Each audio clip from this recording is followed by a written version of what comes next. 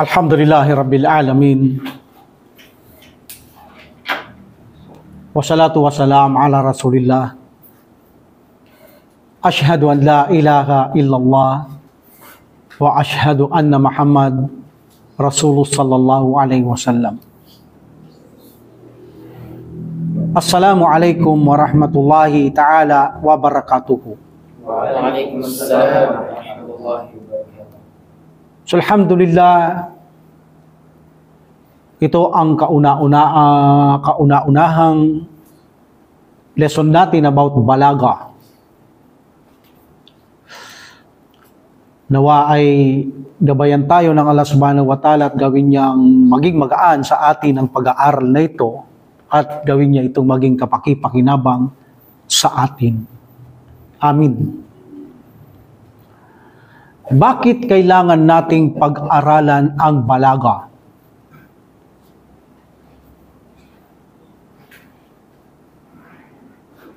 Nakapag-aral na kayo ng grammar, tajwid rulings, kahit paano nasagasaan nyo sa mga grammar ang mga SARP, bagamat wala pa tayong talagang full details na pag-aaral about SARP, pero marami na sa grammar ang napag-aralan yung SARP, especially the conjugation of verb. Kaya ito ay magiging magaan sa inyo at mag-i-enjoy kayo ng labis sobra, insyaAllah, about the balaga. Why we must study the balaga? Bakit kailangan nating mag-aral ng balaga? Sapagkat ang kaalaman sa balaga ang siyang maggagabay sa isang reciter o readers para ma-recognize niya, makilala niya, makita niya ang mga estilo ng Quranic verse because of learning balaga, or makita niya ang estilo ng Quranic language. Alhamdulillah.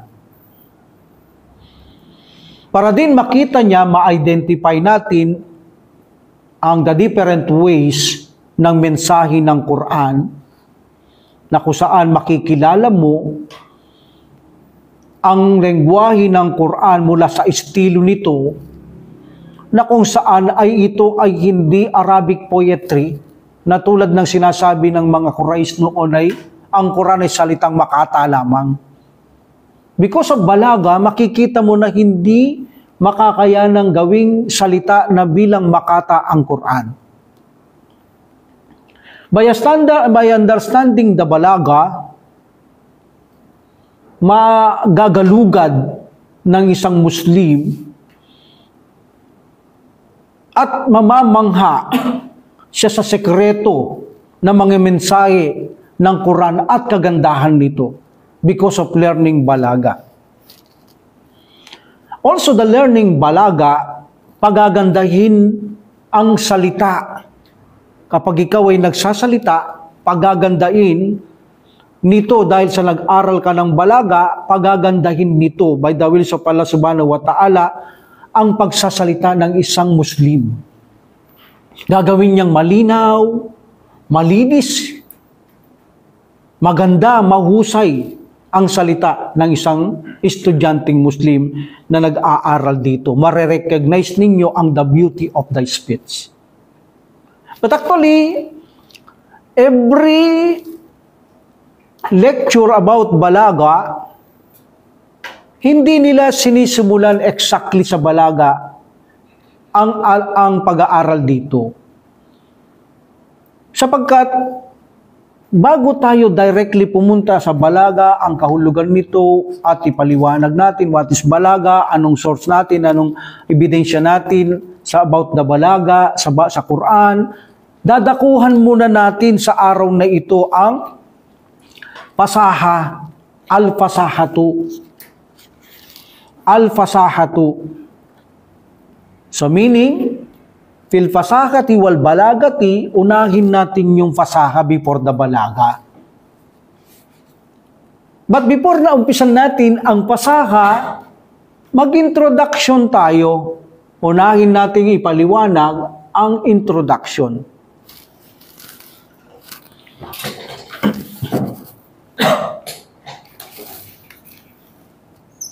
Mukaddimatun. Mukaddimatun. This is a ismu file form from kaddama. This is a feminine. One of the meaning of mukaddimatun is introduction. Introduction. Iba yung ginamit natin dun sa saying, at-tahiyatu wat-ta'aruf. Ta'aruf is also introduction, but yung pag nagtatagpo yung mga tao. Pag magkita kayo, then gagawa kayo ng salam, then mag-i-introduce kayo ng inyong mga sarili as introduction. But mukaddimatun, this is an introduction about the schooling or pag-aaral natin. But remember, you already study the Arabic grammar. In every language or the Arabic language, there are two kinds of sentence. Mayroong tayong dalawang uri ng sentence. Number one is nominal sentence. They call this al-jumlatul ismiyah. And the verbal sentence, meaning pandiwang pangungusap, yung kanina ngalang pangungusap. And the verbal sentence, jumlatul fi'liyah. And the nominal sentence, jumla ismiyah, hindi magiging kompleto without khabar and mubtada. Correct? Like this, mukaddimatun.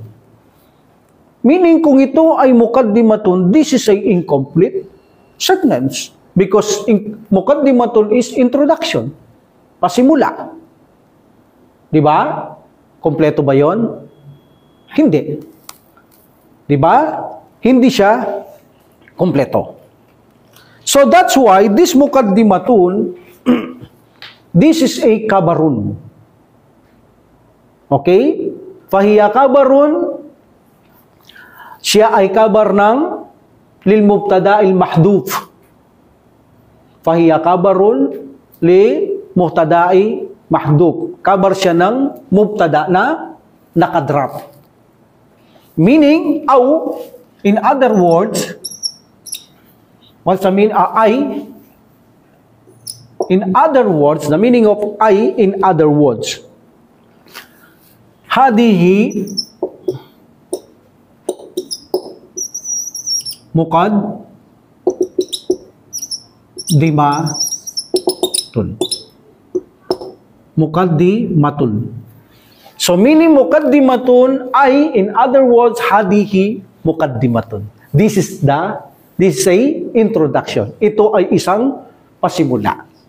Hadihi mukaddimatun. Meaning, fahiya, mukaddimatun fahiya kabarun li mubtada'il mahdhuf. Siya ay kabar ng mubtada na nakadrop.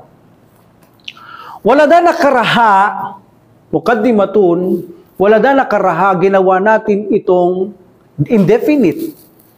Ang mukaddimatun, li'annal asla, because the origin, dahil ang original ng kabar, li'annal asla fi kabarin, tangkir. Tangkir, what's tangkir? Fil kabarit tangkiri, what is tangkir? Indefinite. I repeat, waladala karaha, ginawa natin indefinite, mukaddimatun, li'annal asla, because the origin, fil kabarit tangkir. Ang original ng kabar ay indefinite. Indefinite, that's why, mukaddimatun. Okay? That is also style of Quran. When there is a jumla ismiya, kailangan may mubtada, kailangan mayroong kabar. But sometimes nagtatago ang mubtada, sometimes ang kabar ang nagtatago, nandun lang mubtada, but sometimes parehas silang nagtatago. Kaya ang style ng Quran, because of learning balaga, malalaman mo kung ano ang mga nagtatago. Kita mo? Nakikita nyo ang ganda ng pag-aaral na ito. I give you example about na nagtatago ang mubtada or khabar or pareho. Like for example, bago ang Quran, magbigay tayo ng natural example.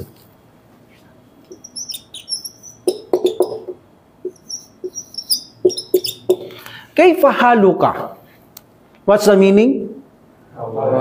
How are you? Meaning, how is your condition? Hal is condition, but actually, how are you? Kumusta ka? So they said sometimes, Ana, Alhamdulillah.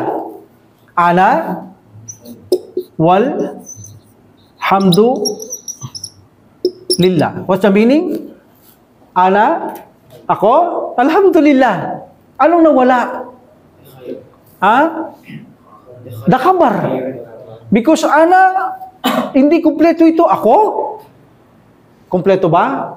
Hindi. Meaning, ana, kumusta ka? Kayfa haluka? Ana? Walhamdulillah. Meaning, ana bikayra. Walhamdulillah. So, the khabar, nawawala si khabar. Okay?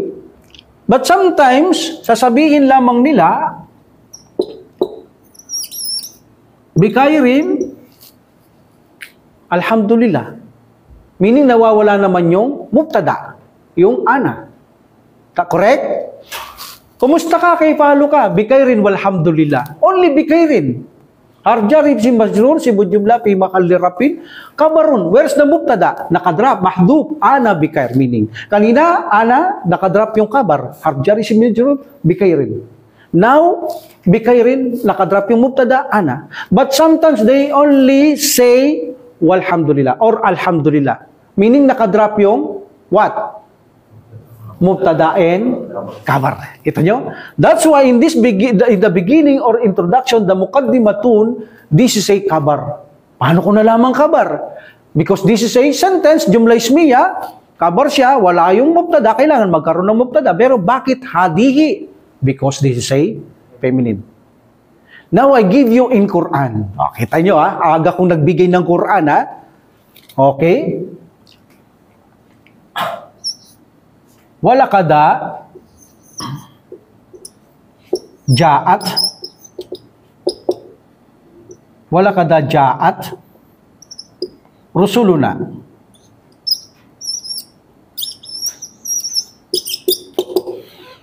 Okay? What is ja'at? It came. Pilis rusulu. Rusulu. Messengers.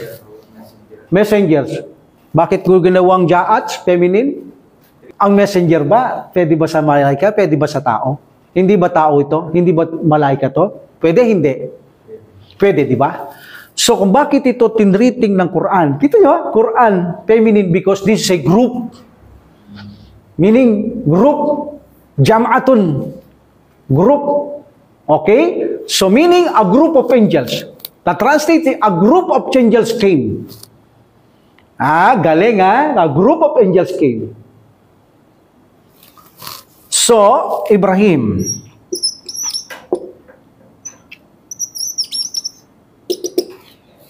Okay?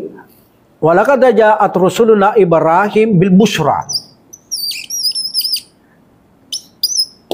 Bil bushra. What's bushra? Glad tidings.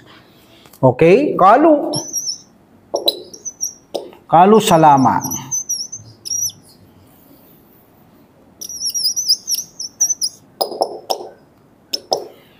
Kalu salaman. Salama. Okay? Ibrahim reply.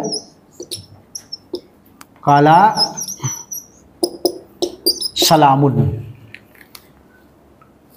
So kung titignan ninyo, walaqad jaa rusuluna, a group of angels came to Ibrahim.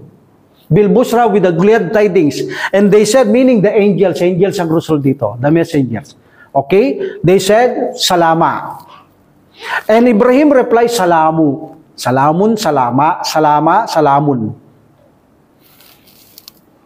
So in this sentence, makikita ninyo, ang salamun ay mubtada.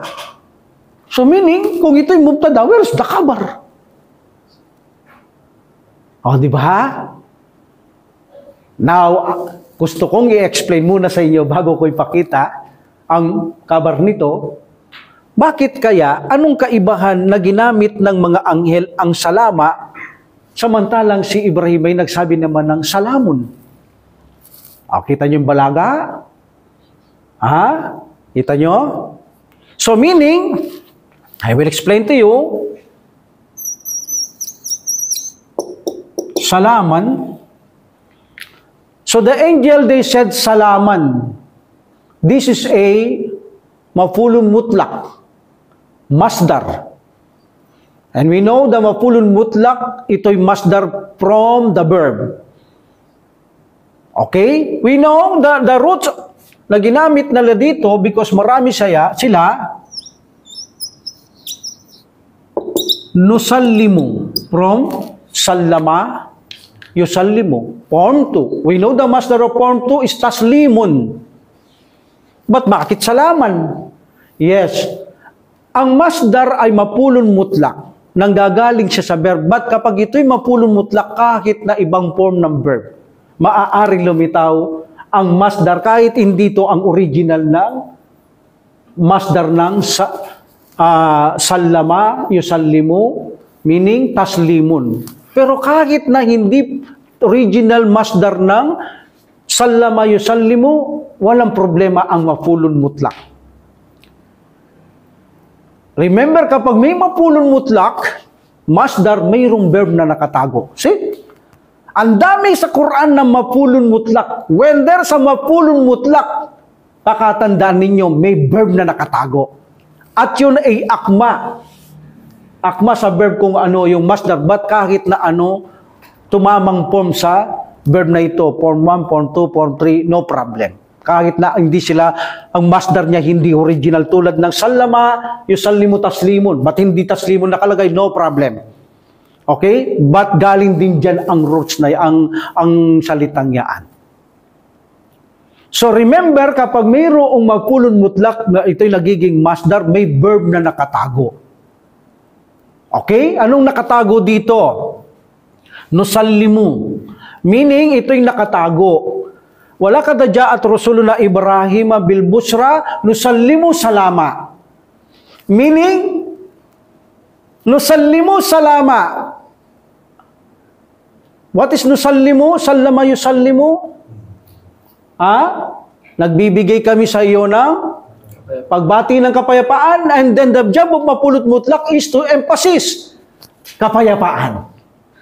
Nusallimu salama. Nagbibigay kami ng kapayapaan sa iyo, pinapabot namin kapayapaan. That is the job of mapulot mutlak. Nagbibigay ito ng diin. Like for example, syukran. What is syukran? Why mansub? Mapulot mutlak is mansub indefinite. Why mansub? Indefinite pa, syukran. Because this is mapulot mutlak. Thank you.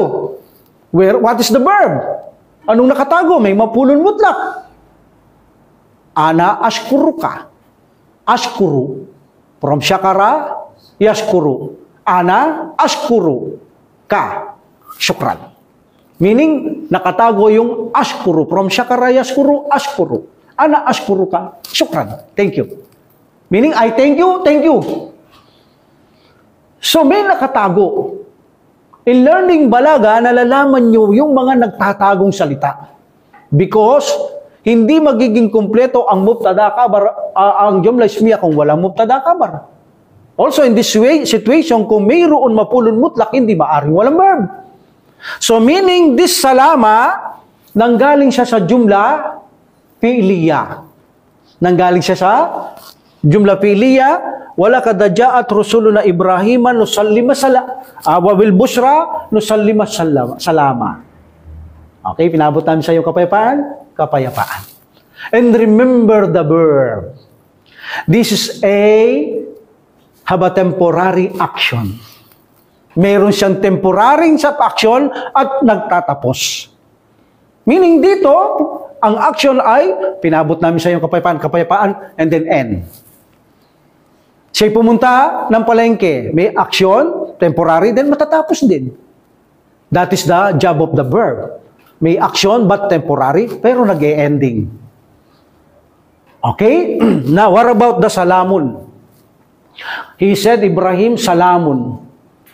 Kulang to. Kapayapan lang? No. Ang nakatago dito ay ang kabar. Salamun alaikum. Kala, salamun, meaning alaikum. Salamun is mubtada, alaikum is the kabar. Now, salamun is from jumla ismiya. Salama from jumla fi'liya. Now, nakita niyo yung mga nakatago? Because of learning balaga, malalaman niyo ang mga nagtatago sa Quran. By the will of Allah subhanahu wa ta'ala, insyaAllah. But what is the deeper end? Bakit, ano ba ang kahibaan ng mga ito sa paggamit nila?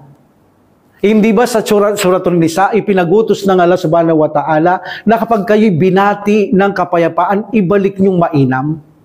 Correct? Or kapantay man lamang? Correct, Brother Amir? Di ba ang Prophet sallallahu alaihi wasallam sabi, minsan naririnig siya, Assalamualaikum, wa alaikumussalam wa rahmatullah. Mainam ba pagbalik niya? Mainam, or pantayin mo lang yung pwede, wa alaikumussalam. Sometimes marinig ang mga sahaba, Assalamualaikum wa rahmatullah. He said, wa alaikumussalam wa rahmatullahi wa barakatuh.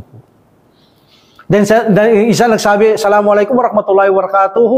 Wa alayka. Ya Rasulullah, bakit wa alayka lang? Sa kanila, dinadagdagan mo. Wala nang hihigit pa doon. Pantay na yan, sabi ng Prophet Muhammad sallallahu alaihi wasallam. So makikita nyo yun. Dito rin. Dito makikita nyo ang sagot ni Ibrahim alayhisalam ay higit na mainam kaysa sa mga sinabing salam ng mga anghel. Okay? Remember, the salama is from nusallimu, salama. And the salamun is from jumla ismiya, nandito yung alaikum. Okay? Salamun alaikum. As I have said, gaya na sabi ko, kapag verb, ginamit, mafulun mutlak, masdar, mafulun mutlak, pag-emphasis, mayroon siyang temporary lang, pansamantalang action din nagtatapos. Okay? Binabot namin sa iyo ang kapayapaan, kapayapaan. That's it. And pinabot namin sa iyo ang action, that's it. Pinaabot namin sa iyo ang kapayapaan, that's the temporary action, and then end. May duwa ba? May duwa ba? Yung sinabi ng mga anghel, wala. Pinabot namin sa iyo kapayapaan, kapayapaan. But Ibrahim, he replied na higit na mainam. Because salamun alaikum, this ay dua. Meaning, lifetime. Lifetime niyang pinaabot sa kanila yung kapayapaan. Sumainyo ang kapayapaan. Like sinasabi natin, misa Assalamualaikum, waalaikumsalam. Dati sa dua, pinaabot natin yung perfecto, ganap na pagpapaabot ng kapayapaan habang buhay. That's why, hindi nyo lamang makikita yung sinasabi natin kanina, Assalamualaikum, waalaikumsalam, warahmatullah. Assalamualaikum, warahmatullahi, waalaikumsalam, warahmatullahi, wabarakatuh. No! Dito makikita nyo in learning balaga, ang mga anghel ay nagsalam ng pansamantalang aksyon na may pagtatapos. At ni-replyan sila ni Ibrahim ng napakainam na reply na habang buhay na sumapa sa kanila ang kapayapaan. Ba't nakatago yung mubtada? Sa kanila nakatago naman yung verb. Nakuha nyo? Nakuha nyo? So, that's why, by learning balaga, maganap nating maiintindihan ang Quran. Iga-guide tayo directly ng Allah subhanahu wa ta'ala sa mga nakatagong salita ng banal na Quran upang ganap natin itong maintindihan. Okay? Alhamdulillah. So that is our introduction. Nakita nyo introduction pa lamang, alhamdulillah ka na.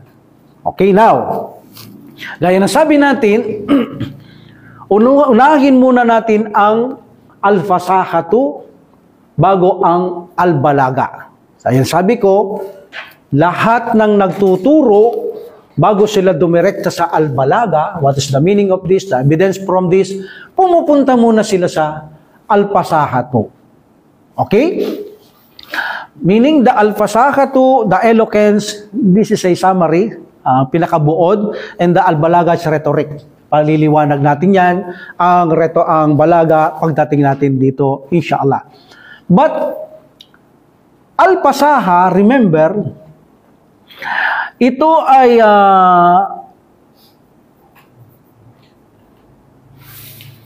Isang talumpati. Okay? I will write the Al-Fasaha para yung mga nasa YouTube.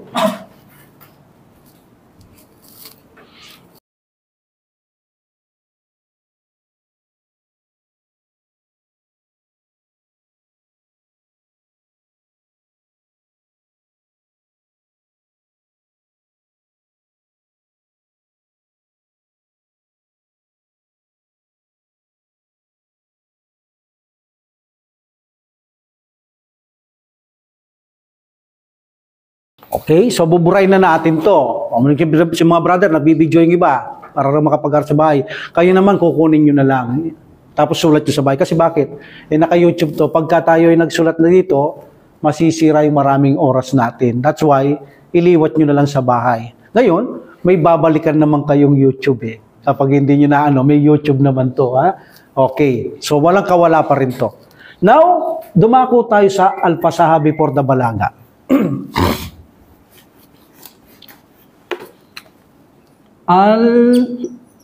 Al-Fasahatu.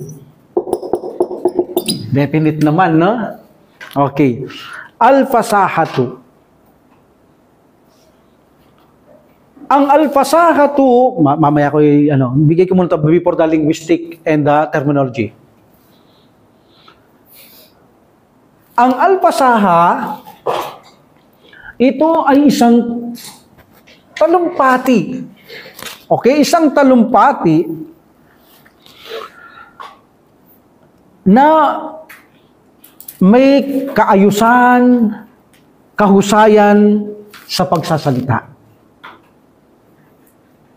I repeat, iso ay itang talumpati na may kaayusan sa pagsasalita sa aktual na nilalaman ng salita ng talumpati.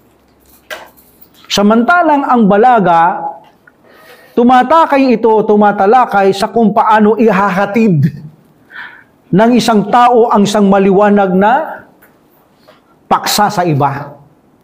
Binigyan ko kayong buod ng rhetoric pero marami pa to. Okay? Ang isang pinakabuod ng balaga, I repeat, tumatalakay sa kung ano ang ihahatid ng isang tao ang nilalamang paksa sa iba kung paano mo i-deliver yan. Samantalang ang pasaha, ito ay isang talumpati na mayroong kaayusan, kalinawan, sa sinasabi ng aktual na nilalaman ng nagsasalita o nagtatalumpati. Okay, now, Al-Fasaha.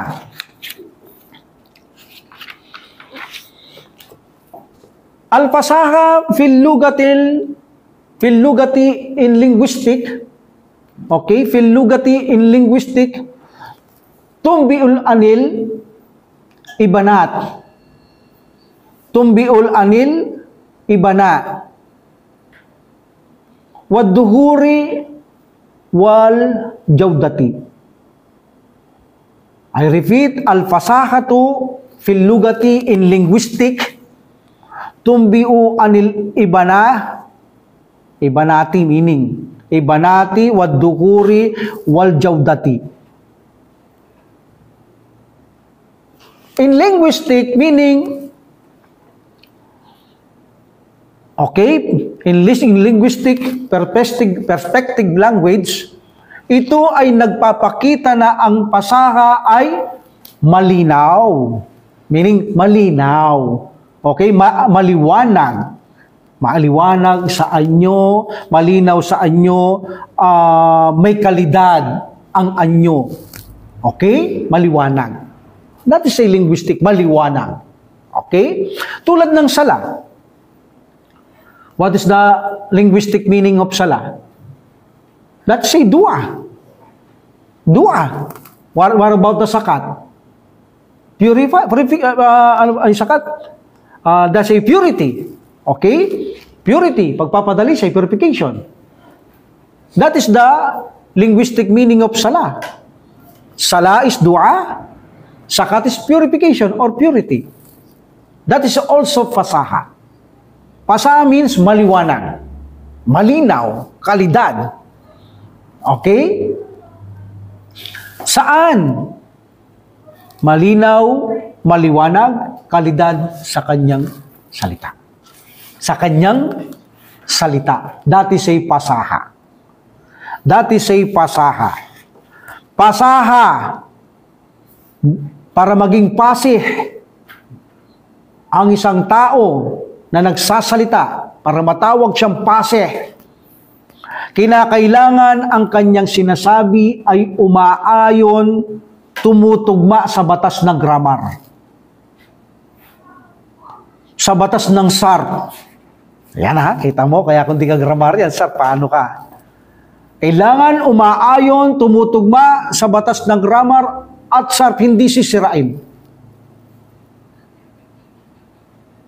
Meaning, maganda ang kalidad ng kanyang salita, malinaw, napakaliwanag, intinding-intindi. Alam naman natin ng Arabic grammar may mga tapking, may mga tarkik Di ba? Kapag hindi ka maliwanag magsalita dyan, suratun. Pag pareho lang sura, tsaka sura, mali, pareho lang kaulugan nun. Pero pag sinabi mong suratun son, that is a picture. Pag sinabi mong suratun sin, that is a chapter. Kailangan maliwanag. Kaya sabi ko, dito konektado rin ang tajwid Kailangan maliwanag kang bumigkas ng mga letra, especially Arabic letters. May mga tapkin, may mga tarkik. O di ba, may mga kalkala. Kailangan alam mo lahat ang rulings dito. Dahil hindi ka magiging pasih, hindi ka magiging mahusay magsalita ng may kalinawan, may kalidad, may kaliwanagan, kung hindi mo kayang bigkasin ang mga letra. Kaya kailangan, hindi mo rin sisirain yung batas ng grammar. Hindi mo rin sisirain ang batas ng SARP kapag ikaw ay nagsasalita. Meaning, correct ang grammar mo, correct ang iyong nahwu and SARP. Nahwu grammar. Now, number 2, kailangan kapag ikaw ay nag-aaral ng fasaha, makikita mo na ito ay nagtuturo kung paano madali lamang magsalita o bigkasin.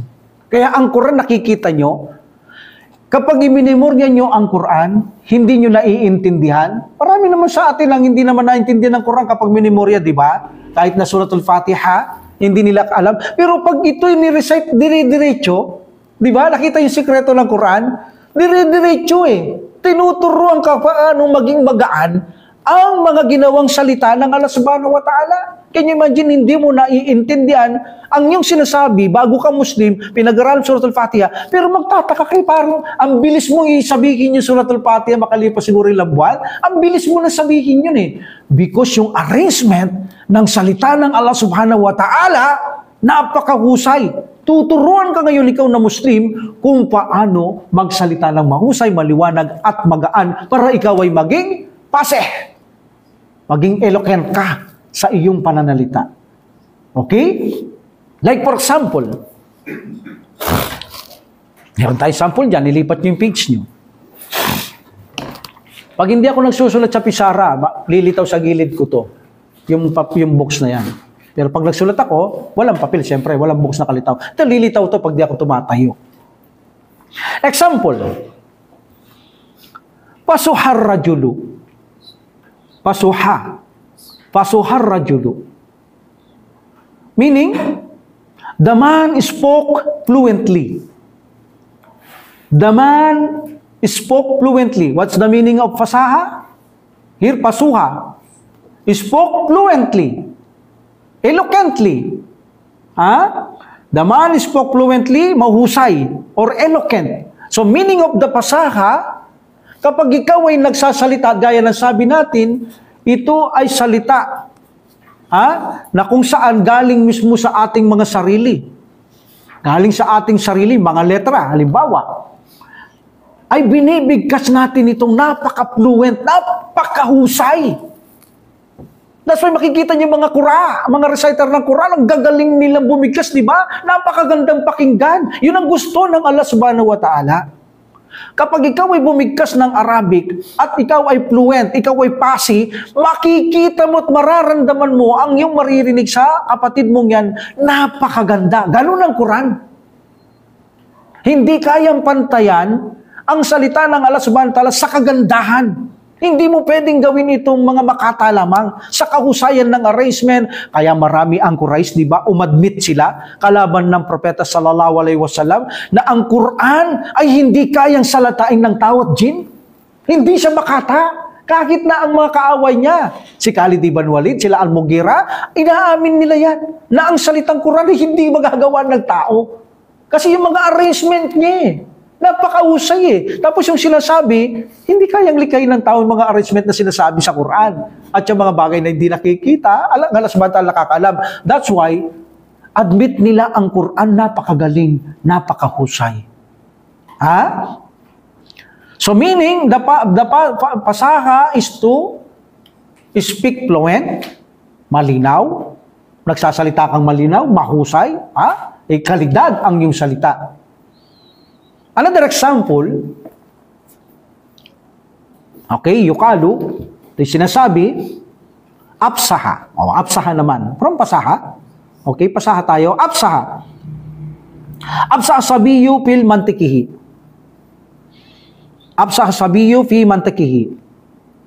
Meaning, sabiyu is the youth or the boy. Meaning yung bata pa. Yung gumagapang pa like that. That is youth. The boy or the youth spoke clearly. Absaha. He spoke clearly. The boy or the youth spoke clearly. Or utter clearly in his mantikihi speech. Ang batang sanggol ay nagsasalita ng napakalinaw sa kanyang salita. So that's why pasaha, it's very clear, ito ay nagsasalita ka ng malinaw, maliwanag, kalidad. Sa mga anyo ng iyong mga sinasabi. Like for example, I give you example, kapag ang bata, di ba? Bata, nagsisimula ng magsalita. Gumagapang, sasabihin niya, mama. Di ba naintindihan mo? Ang galing niya, di ba? Ang linaw, mama. Sabihin mo, papa, papa. Di ba? Meaning, malinaw yung kanyang sinabi, papa, mama. Di ba? Kaya dito nakalagay, ang bata, meaning sanggol, ay nagsasalita ng napakalinaw, napakausay sa kanyang salita dahil naiintindihan mo na siya. Bata pa lang yan, sanggol pa lang yan Pero pag nagsalita siya, sabihin mo, papa, papa, mama, mama. Malinaw. So meaning, the meaning of pasaha ay malinaw, maliwanag, kalidad ang anyo ng iyong salita. At paano ito malalaman ng Muslim? By way of studying balaga. In Quran, pakita tayo sa Quran, na ito ang pasaha ay maliwanag na salita, mahusay na salita, malinaw, kalidad. In chapter 28, verse 34, ito'y sinabi ni Musa alayhisalam. Parang nagre-request siya kay Allah subhanahu wa ta'ala. Dahil alam niyo naman si Musa alayhisalam, medyo ang kanyang salita ay parang pautal-utal. So, nag-request siya kay Allah subhanahu wa ta'ala about Harun, ang kanyang kapatid, na maari ay samahan siya. Halimbawa, sa pagpunta kay Firaun para magsalita dahil higit siyang malinaw at mahusay magsalita. Walang depekto ang kanyang dila. So, mababasa niyo sa Quran, na sinabi ni Prophet Musa alayhi wasallam in chapter 28 verse 34, Haruna, wa aki, meaning wa aki Harun. Lagi natin kanina Haruna, now wa aki Harunu. Wa aki Harunu huwa absahu minni lisan. Huwa absahu minni lisana. Anong ibig sabihin? Ang aking kapatid na si Haron, siya ay higit mahusay absaku minni. This is mutabdil, no? Mutabdil, no? He is more eloquent. He is more fluent. Because may min This is a comparative So, aki Harunu huwa absahu minni. is more eloquent, is more fluent in speech minni than me. Kaysa sa akin, sabi ni Musa alayhi salam, lisana, speech. Okay? Huwa absahu minni lisana, higit siyang mahusay, malinaw, magsalita kaysa akin, sabi ni Musa alayhi salam. So what is the meaning of al-fasaha? Al-fasaha, yaong malinaw, mahusay, maliwanag, kalidad. Kung magsalita ang isang Muslim, para siya ay tawaging paseh. Pag sinabing paseh, napakahusay mong magsalita, napakalinaw, intinding-intindi, pati kahulugan, hindi mag-iiba, hindi mawawala, dahil kahit na tapking, kahit na tarkik, when you pronounce the words, you make a sentence, na iintindihan ng walang pag-alinlangan kung ano ang kahulugan. Okay? Alhamdulillah. Also makikita rin natin, yung mga taong hindi mga Arabo, tulad natin, kung pipilitin natin mag-aral ng ganito, maging malinaw magsalita, para tayo maging paseh, hindi lang mga Arabo ang mga nagiging paseh or eloquent sa kanilang pagsasalitang Arabic, pwede rin lang hindi. Yung mga Ajami, yung mga foreigner, di ba? Kaya mayroon ngang fahasal Ajami. Okay? Fahasal Ajami. Meaning, the foreigners, sinasabi din ng mga hindi Arabo ay magaling silang magsalita. Fasahal Ajami. Wa absa. Okay? So, meaning, marunong din magsalita ang mga hindi foreigner, mga foreigner, kahit hindi Arabo, kapag sila ay nag-aral ng mga balaga, pipilitin nila talagang maging paseh. Kung paano talaga fluent, eloquent ang magsalita. Alhamdulillah. Alhamdulillah. So that is the meaning of al-fasaha. Meaning, sometimes, wahad al-ma'na, wa in lam yakun nafsul bayan wa duhur. Minsan, ang kahulugan nito, kahit na hindi pareho, ang pahayag, ang itsura, minsan ang kahulugan nito kahit hindi pareho ang pahayag at itsura nito, ipinapahiwatig nito ang ibig sabihin ng ganap na may kahulugan. Kapag ikaw ay paseh. Dahil sabi ko, may tapking, may tarkik. Bagamat ang pahayag at itsura nito ay minsan hindi pareho. Minsan, hindi naman talaga pareho, di ba? Pero magkatulog sila. Di ba? Ang daming ganyan na nakasalita sa Arabic na hindi sila pareho ang letra, pero magkatulog. Pag sinabi mo, like for example, sinabi na, suratun. Parehas lang eh. Pero yung letra nila, hindi sila magkatulad. Hindi pareho. Okay? Hindi pareho ang pahayag nito because ang isa sod, ang isa sin. Chapter and the picture. But ang itsura nila, hindi magkatulad. Bagamat ang pronunciation parang nagtutulad. Pero actually, hindi rin magkatulad ang pronunciation. But, dahil sa ikaw ay paseh, naririnig nila sinasabi mo ng fluent, malinaw, maliwanag na maliwanag, even na tapkim, tarkik, kahit na ang itsura nila sa pandinig ay parehas ang pandinig, but ang itsura nila actually kahit hindi nakikita na magkaiba ang letra because isa tapking sa tarkik, nakukuha nila ng ganap ang translation dahil sa galing mo magsalita. That's why when you are imam sa sala, kailangan mo maging paseh. Hindi mo kailangan mag-mistake sa iyong mga letrang sinasabi dahil may posibilidad na ikaw ay magkamali ng mag-iba ng kahulugan ang iyong nire-recite dahil nagkamali ka ng letra. O even na ito ay patada makasra, magpalit ka ng ganyan ng walang rason o walang proof na pinapayagan ka, magkakamali ang iyong binabasa na kahulugan. Wa kallamallahu Musa taklima. Wa kallamallahu Musa taklima. Musa speak directly to Allah. Okay? Musa speak Allah directly. Allah directly speak to Musa. But if you say wa kallamallaha al-Musa, wa kallamallaha, change na kallamallahu, meaning Musa directly speak to Allah. Hindi nakikipag-usap ang Allah. You change the whole sentence. You change the whole sentence because of one haraka. So because you are a pasih, Tao lang, minsan nagkakamali. But, pipilitin natin na maging pase. Even nahara ka kung walang dahilan na dapat palitan, hindi natin ito gagawin. Para ang eksaktong translation is not lost. Hindi mawawala ang kanyang translation. That is the reason why we must learn the balaga.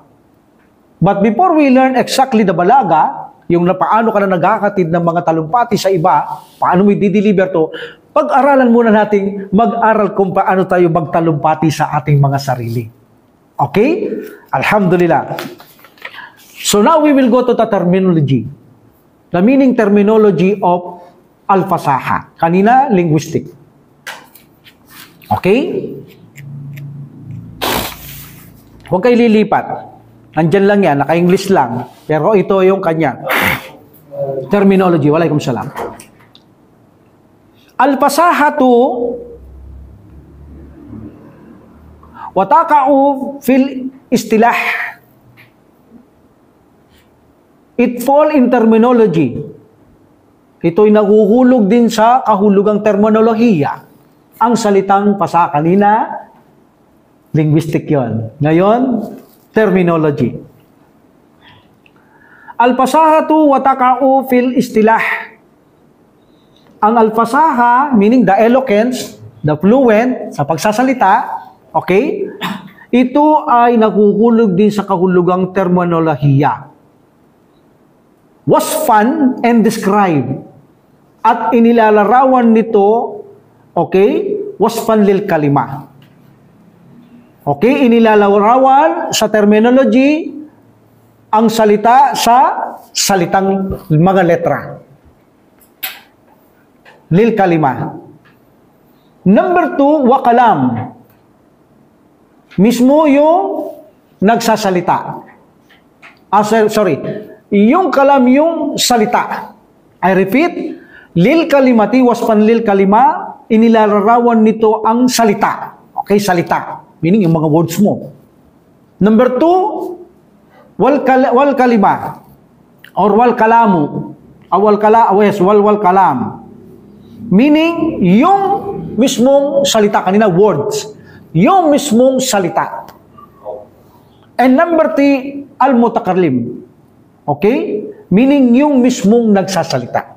Kailangan ang isang pase from the terminology of pasaha, kailangan ang kanyang salita ay malinaw, mga words. Ang kanyang pagsasalita ay malinaw.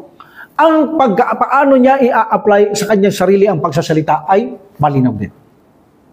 Meaning, mayroon 3 uri in terminology ang al-fasaha. Number 1, kalimatun. Number 2, kalamun. And number 3 is mutakallimun. Okay, kalimatun yung words. Kalamun yung sinasabi natin. Yung mutakalim yung mismong nagsasalita ng mga salitang ito o mga letrang ito. Okay? Walang pag-aalinlangan.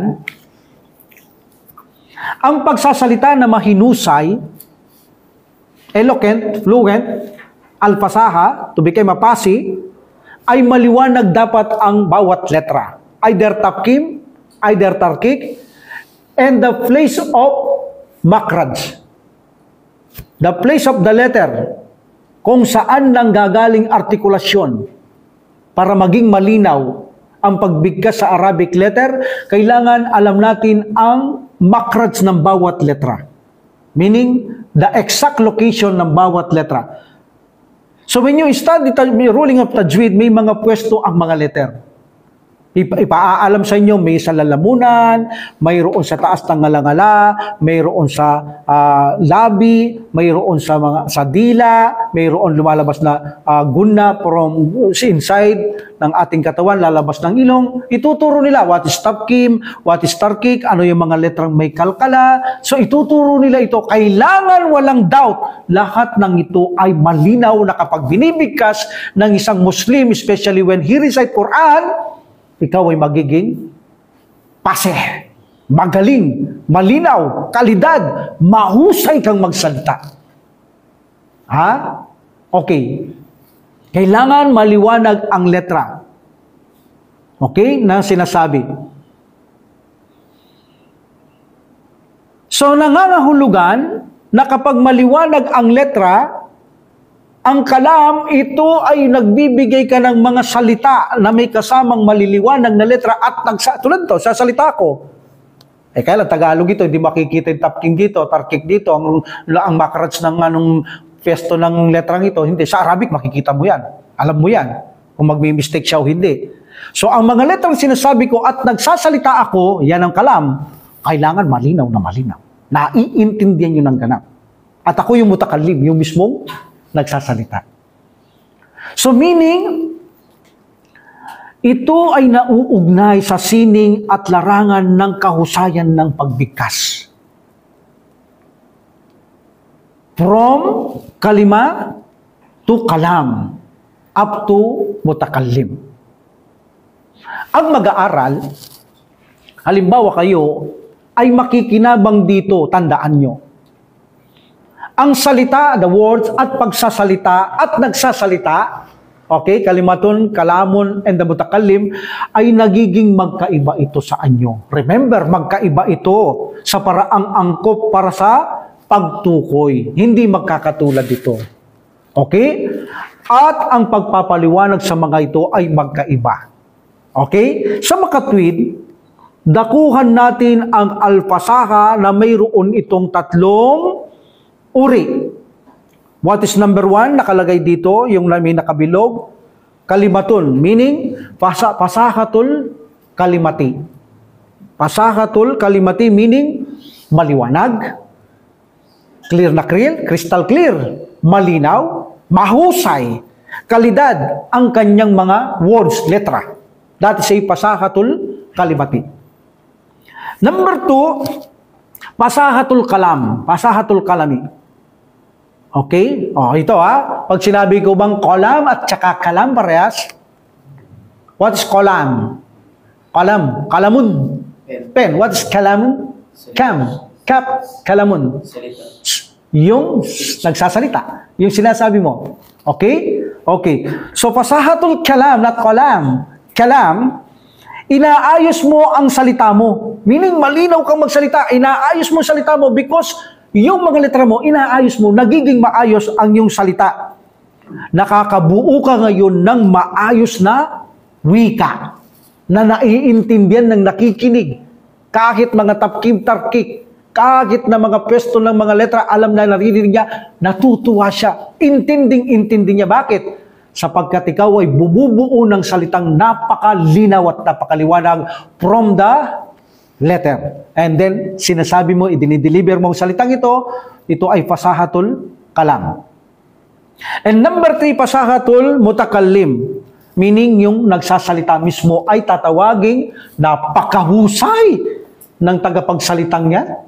Di ba? When you recite Quran, you are a imam, napakahusay nung nagre-recite na yun. Yung kanyang mga sinasabi, yan naman, kalam. Yung kanyang sinasabi talagang naiintindihan mo. Tapos yung letter for letter, napakalinaw. Talagang pasih. Napakahusay niyang magsalita. And remember, hindi lang Arabo ang marunong magsalita ng ganito. Even ng mga Ajami, yung mga foreigner, kung mag-aaral tayo, ay matututo din tayong magsalitang ganito by the will sa Allah subhanahu wa ta'ala at tayo ay mapabilang sa mga pasih at karapat-dapat kang tumayo bilang imam sa pagdarasal. Galing mo magsalita kahit na hindi sala, kahit na nagle-lecture ka lamang, nagkukutba ka lamang, napakalinaw ng mga letra mo, alhamdulillah. Tandaan,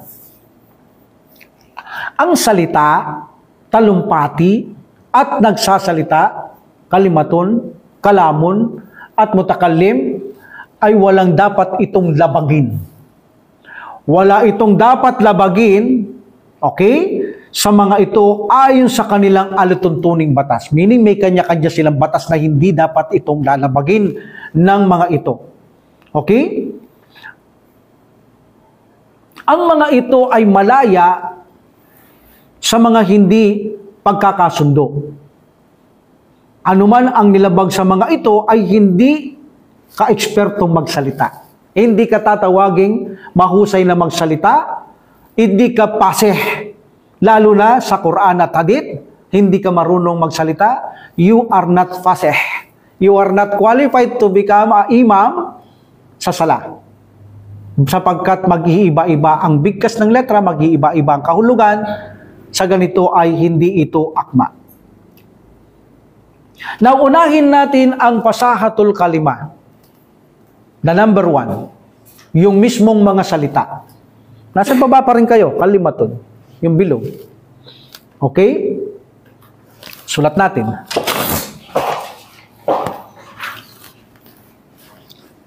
What is number 1? Fasahatul kalimatu. Meaning, eloquence, kahusayan, malinaw, maliwanag, kalidad ang yung mga letra. Words. Ibig sabihin, malaya sa kaguluhan. Kata nyo? Malaya sa kaguluhan ang mga letra. Hindi magulo ang mga letra mo. Hindi mo pinapalitan ang mga tapkim, ang mga tarkik. Ha? Ibig sabihin, malaya ito sa kaguluhan ng mga letra. Okay? Sa pagkakatulad. Ito na, nagkakatulad-tulad na lang kasi eh. Tapkim, tarkik, parehas na lang eh. Ha? Kalamun, suratun. Parang piligkas mo, suratun, kalamun. Parehas lang eh. So meaning, hindi yun tama. Kailangan ang fasahatul kalima, mahusay, malinaw, maliwanag kang bumigkas ng mga letra. Ha? Malinaw ang mga letra. Malinaw. Malayo sa kaguluhan ng mga letra sa hindi pagkakatulad-tulad. Meaning pinagtutulad-tulad mo lang kahit hindi magkatulad. Malayo dapat gawin yon. Tama ang mga makraj, tama ang tapkim, tama ang tarkik. Okay? At huwag din tayong gagamit ng estrangerong salita. Kasi hindi naman kilala yung salitang yun, ba't gagamitin mo yun? Remember, kapag gumagamit ka ng mga letra, akmang-akma ang pwesto sa pagbigkas ng mga Arabic letter, alam yung tapkim, tarkik, at huwag kang iimbento ng salita na hindi nila kilalang salita kahit na sabihin mong magaling yung letra mo, hindi naman kilala. You are not a fasih. Okay? So meaning,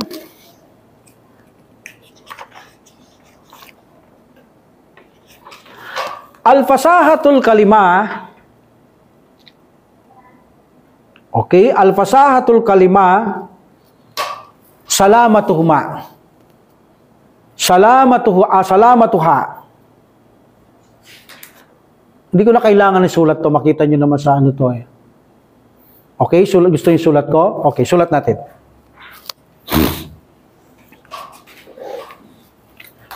Al-fasahatul, bigyan natin alto ha, para not manut.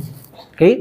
Al-fasahatul kalimatu salamatuha. Salamatuha. What's the meaning of salamatuha? It is safety.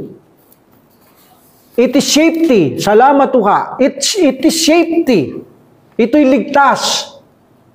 Ito'y sinasabi kong hindi dapat labagin. Okay?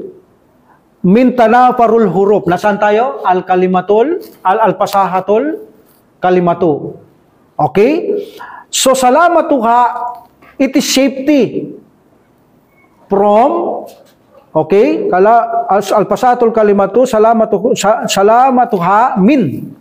Saan siya ligtas? Number 1. Tanapurul huruf. Okay? Tanapuri. Min tanapuri. Tanapuril huruf. Okay? Tanapuril hurupi. Number 2. That's number 1. That's number 1. From min tanapuril hurupi. And then number 2, wal mukhalafati. Wal mukhalafati. Wal mukhalafati. Okay? wal mukhalafatil qiyas. Al-qiyas. Qiyasi. Number 2, what, kailangan siya ligtas saan? Malaya saan? Wal mukhalafatil qiyas. And then, wal garabati. Number 3, wal garabati. Okay? What is garabati? Napapag-aralan nyo madalas ito. Strangers word. Diba? Mga unfamiliar words. Estrangerong salita. Okay? So, al-fasahatul kalimatu, ang kahusayan, kalinawan, kalidad, kahusayan, malinaw ang mga letra.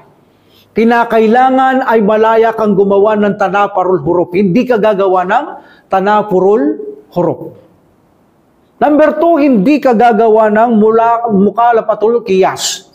And number 3, dagarabatu. Kailangan yung tatlong yan iiwasan mo. Kapag hindi mo yan iniwasan, doon pa lang sa mga letra, hindi ka na fasih.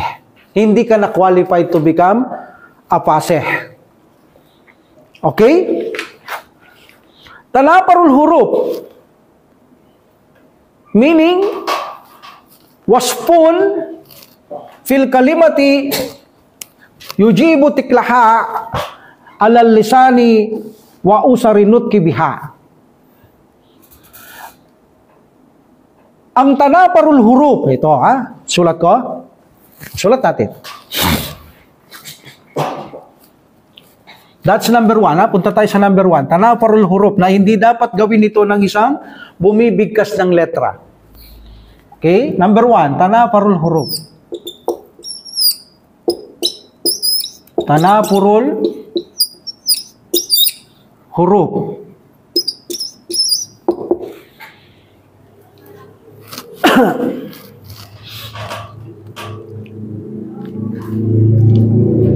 Okay.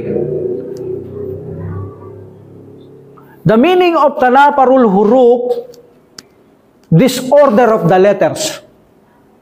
Hindi nakaayos na letra. Okay, kayo na lang ang magsulat. Disorder of the letters, tanapurul huruf. Meaning, hindi nakaayos, hindi nakasunod-sunod ang mga letra o hindi tama ang mga pagbigkas ng letra, ang mga matigas, ang mga malalambot, hindi nakaayos. That is a tanapurul huruf. Magulo. Magulo ang pagkakaayos ng mga yung binibigkas na letra. Okay. Wasfun fil kalimati. Okay. Wasfun. What is the meaning of wasfun? Description. Okay? Fil kalimati, of the words. In the words. Wasfun fil kalimati, meaning description of the word. Okay? Yujibu tiklaha. Okay? Yujibu tiklaha.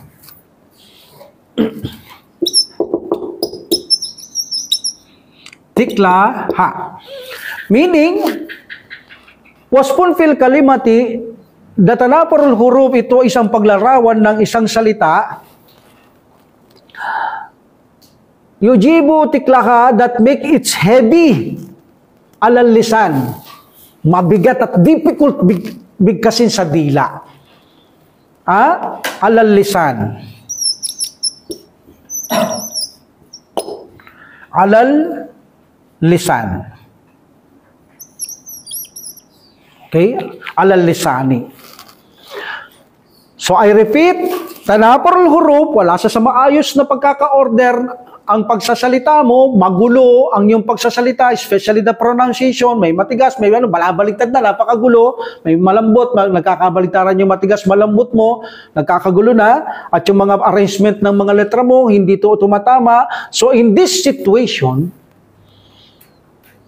yujibu tiklaha alal lisan ay nagiging mabigat at mahirap bigkasin ngayon sa dila. Bakit? Nakakabaluktot ka sa mga letra mo eh. Paano hindi ka mahihirapan? Paano ka magiging pasik kung ganun yung mga pagsasalita mo para para may ganun yung tao nagsasalita, di ba? Kasi hindi niya mabigkas-bigkas yung gusto niya sabihin eh. That's why, kapag ikaw ay nagsasalita na magulo ang letra, hindi tama ang pronunciation, nahihirapan kang bumigkas, nahihirapan kang bigkasin ito, nagiging mabigat na bigkasin ito. Kailangan magsanay, mag-aral ng may pagtsatsaga, pagtitimpi, para matutong maging magaan na magsalita. Kung mayroong mang letrang mabigat, pag-aralan siya. Like for example, the bo, ain. Kailangan pag-aralan mo yan. Hindi pwedeng sasabihin mo, ainon, sabihin mo, ainon. Ang sa tulkata lang yan eh. Anong kaulugan niya? Sabihin ko, ano yan? O, di ba? Dahil sa hindi mo pinag-aaralan, nagiging magulo. Ang arrangement ng letra mo, wala man yun eh. Ainon, wala naman. Ainon. Ang ganda pang pakinggan, ang gaan pa. So dahil sa hindi mo pinag-aaralan, nagiging mabigat sa iyong pagbigkas, nahihirapan ka because without practicing. Sa ganito, nagiging magulo rin ang mga arrangement ng mga letra. So hindi maaaring hindi talaga mag-aral sa ating pananampalataya sa Islam, especially when you want to read the Quran or when you want to recite the glorious Quran. Okay? So kapag ang mga letra ay magulo, hindi tamang precision, hindi ka nag-aaral, nagiging mabigat, nagiging mahirap i-pronounce ito mula sa ating mga especially dila. Nahihirapan ito. Okay? Like for example, I give you example. Kung bakit nagkakaroon ng sanhi ng kahirapan. Kasi without practicing talagang mahihirapan tayo na magsalita. Like for example, here, I put ein. This is a ein. Okay, then ein ulit. Sukun-sukun ein. Ang hirap bigkasin nito, especially without practicing. Meaning, hukko! Hukko! Kita mo? Nilakasan ko para makita. Ein! Hukko! Mahirap hindi? Ang hirap bigkasin nito eh. Lalo na kung wala kang practicing, paano mo babasahin yan? Sabi mo, hukko. Ano yun? Samantalang hay yan. Then, ko. Ko! Ko! Gagamitin mo ba yung salitang ganyan? Hindi, di ba? Ayaw yan ng Allah subhanahu wa ta'ala kapag ganyan ka magsalita. Meaning, pinapahirapan mo ang salita. Quran, hindi siya nagtuturong ganyan. Hindi niya tinuturo ng Quran ang mas mahirap na salita. Tama, hindi. Kingnan nyo. Ang Quran, because salita ng mga Arabo, ang pronouns, like for example, pronoun, hukumakum, hakumakun na, kakumakum, kikumakun na, yamutakalim na. Of course, hindi yan papalitan ng Allah subhanahu wa ta'ala. Correct? Yan ang ipadadala niya. Yan ang salita ng mga Arabo bago niya ipadala yung propeta. And we know, nagpapadala ng propeta ng Allah subhanahu wa ta'ala sa kanilang mga nasyon ayon sa kanilang salita para maintindihan siya. Correct? Hindi naman siguro magpapadala sa Arabo Tagalog yung propeta. Hindi siya maiintindihan. That's why, wama arsalna mir rasulin, hindi kami nagpapadala ng sugo, sabi ng subhanahu wa ta'ala, illa bilisanihi. Maliban sa kanilang salita, liyubayna lahum, upang maipaliwanag nila, iparating na malinaw yung mensahe. But actually, the Prophet sallallahu alaihi wasallam, hindi naman siya sa isang nasyon lang. Pero dahil siya pinadala doon sa mga Arabo ang gagamitin niya. But actually, the Prophet sallallahu alaihi wasallam, siyang bukod tanging ipinadala sa buong mundo. Qul ya ayyuhan nas, inni rasulillahi ilaikum jami'a. Ako ay isang propeta, sugo sa inyo lahat. Okay? Alhamdulillah. So in this situation, pinadala rin siya dahil sa Arabo siya, Arabo ang ginamit ng Allah subhanahu wa ta'ala, ang kanyang wika, Arabic. Okay? So now, tingnan nyo. Ang itinuro ng Allah subhanahu wa ta'ala from Quran, of course, the Quran is the source of grammar, correct? Kapag mayroong mali sa grammar, hindi Quran ang mali. Why? Source ng grammar ang Quran eh. Kapag nagkamali, ang taong nagkamali, hindi grammar. Kung titignan natin ngayon ang Quran, if you say, be and who, bihu. That is bihu.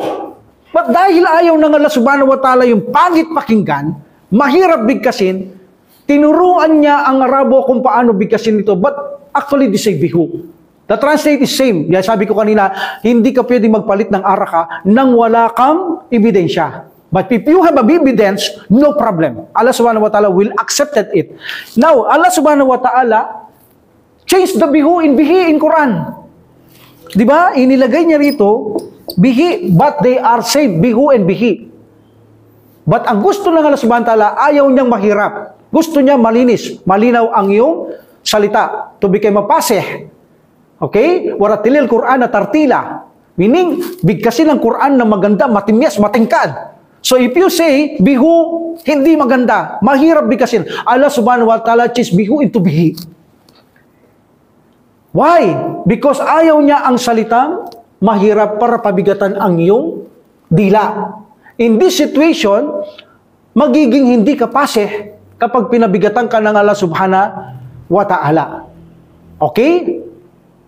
Lahu. From lihu.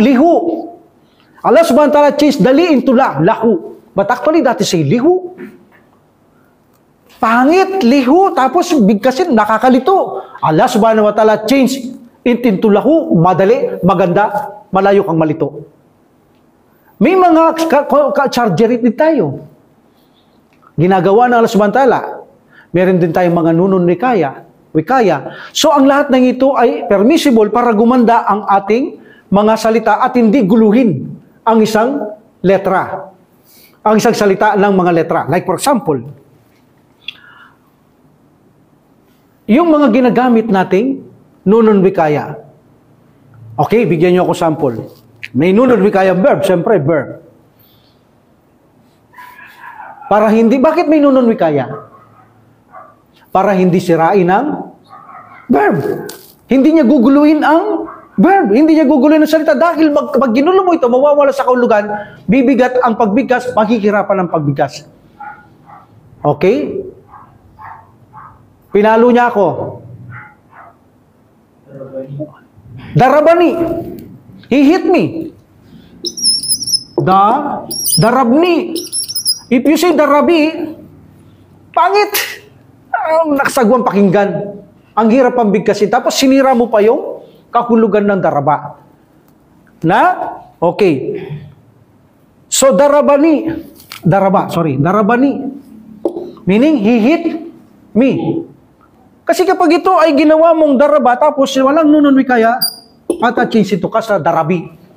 Wala na. Sinira mo ngayon ng pagkakabuo ng salitang ito. Meaning, hindi ka na pasi. Bakit? Ginulo mo eh. Ginulo mo yung salita eh. You are not pasi. Mahirap na, ginulo mo pa yung letra. That's why in Quran, tuturuan ka ng Allah subhanahu wa ta'ala hindi magulo, malinis, malinaw pa rin, at magandang pakinggan, darabani, he hit me. So that's why may mga surgery tayo at may mga pagpapalit ng mga letra tulad ng bihu, bihi, lahu, from lihu, because ayaw ng Allah subhanahu wa ta'ala ang hindi paseh. Ayaw niya yung hindi ka marunong magsalita. Kaya kung susundin mo yung bihu, lihu, hindi ka paseh. Bakit? Dahil mahirap bigkasin, pangit pakinggan. Allah will change it. O bakit hindi na lang inireveal yung lahu? Bakit hindi na lang bihi? No. Salita ng mga Arabo, yaong hu, gaya na sabi ko, mga pronouns, na hindi papalitan ng subhanahu wa ta'ala. But Allah subhanahu wa ta'ala teach them how to pronounce to become a pasi. Paano ba'y bigkasin para ikaw ay maging mahusay na bumibigkas ng mga letra? Okay? That is a tanapurul huruf. Iwasan natin ang tanapurul huruf, mawawala sa arrangement, magulong letra, at mahirap siyang bigkasin. Also, alimbawa, yung minsan magkadikit sila eh. Nakakalito sila. Mustashir. Mustashir. Okay, so kunshin, then follow by zay. Mustaj, then zir. O sometimes mutashirat. Ang hirap yan. Mustashirat, mustajir. Pangit na, nakakalito pa, napakahirap ang bigkasin. So that's why, ang Allah subhanahu wa ta'ala, ipinagbabawal niyang gumamit ng salitang mahirap. Pinagbabawal niya yung ganito. That's why Quran, hindi niyo siya kakakitaan ng ganyan. So that's why, in the tradition of the Arabs, nung matuto sila sa Quran ng mga balaga ganito, pinalitan nila yung mga salitang mahihirap. They changed these words. But yung mga pronoun, hindi. Nagsa-surgery sila, pinapalitan na surgery sa surgery. Pero yung words na talagang hindi talaga mapapalitan, talagang word sila, pinapatay na nila. Pinapalitan na ng ibang magaan, magandang bigkasin, magandang pakinggan, matimyas, at napakagaan ditong bigkasin, at napakagandang pakinggan. So, pinalitan nila ang mga ganyan. Tinanggal na nila yung mga mahihirap. Because bakit? Hindi ka rin magiging pasih kung ikaw ay nagsasalitang, mustasir. Ang hirap, ang pangit. Kailangan tanggalin ang mga words na yan, palitan yung mga words na yan. Kung mayroong ipapalit na ibang words. Inshallah, magpapakita ko ng ganyan na tinanggal ng mga Arabo, pinalitan ng ibang verb na napakagandang pakinggan. Okay? Alhamdulillah. So meaning, ang tanafurul huruf, iiwasan natin ang magulo ang pagka-arrangement ng mga letra. Okay? Iiwasan natin bigkasin ang mga maling pagbigkas like the tapkim and the tarkik. At hindi tayo gagamit ng napakahirap na mga letra para pahirapan ng dila sa ating mga pagbigkas. Okay? Alhamdulillah. So, I think we will stop here, inshallah, brother. Ipagpapatuloy natin sa susunod ang dalawa pa nito. No? Tuloy-tuloy lang tayo. Okay, wala pa tayong masyadong bakanting araw nito. Webis pa lang to ang bakanting. So, nakaisa na tayo sa Al-Fasahatul Kalimah. Meaning, the eloquence of the word. Mga letra, salitang letra, ang kahusayan, kagandahan. Anong dapat iwasan natin? Number 1, the tanafurul huruf. What's tanafurul huruf? Wala sa order ang mga letra, magulo, hindi maayos, hindi tamang pagbigkas, at napakahirap niyang bigkasin sa dila at sa bibig na hindi gagawin sa Quran. Kaya naman ang Quran ay napakaraming bagay na pinapalitan niyang mga haraka, hindi sa alawa mula sa grammar, mula sa Quran, para lamang maging magaan bigkasin. Pag nagre-recite ka, napaka-easy niya, hindi mahirap, maganda pang pakinggan because ito ang eksaktong gusto ng Allah subhanahu wa ta'ala. Wa akhiru da'watil hamdulillahi rabbil alamin wa salatu wa salam ala rasulillah. Subhanaka lahumma wa bihamdika asyhadu an la ilaha illa anta astaghfiruka wa atubu ilaik. Assalamu alaikum warahmatullahi ta'ala wabarakatuhu. Waalaikumsalam. Allah